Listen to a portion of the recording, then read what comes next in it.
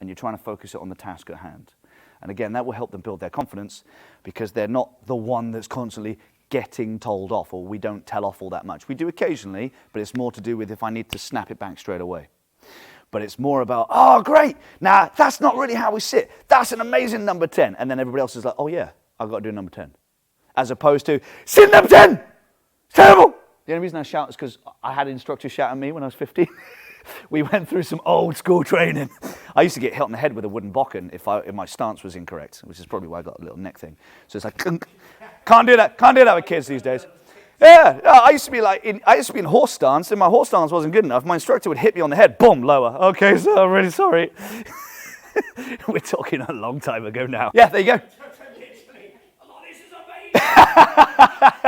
Whereas these days, that's a big problem. Not that we go around hitting kids, that would be awful.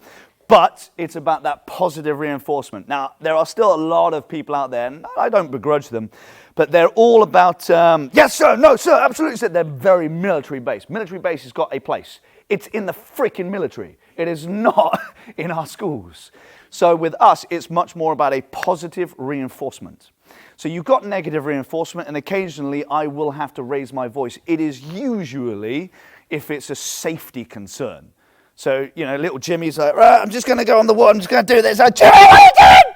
So don't do it, you're going to break your neck. Now, how he got to that point in the first place, I'm not too sure. It doesn't happen, but it's a safety concern. Whereas with a behavior concern, you want to ignore the poor behavior as best you are able and reinforce the good behavior. Now, the simplest way of demonstrating this is if they're sat in line in number 10 and a couple of the kids are kind of like mucking about, I'll raise my voice in a fun way, just like this. All right, okay, cool. So who's going to be the best? Who sat in the best number 10? Is it the boys or the girls? Or if you don't want to do boys and girls, it's like, is it the white belts or is it the striped belts? And so you're putting belts against each other, you're putting genders against each other.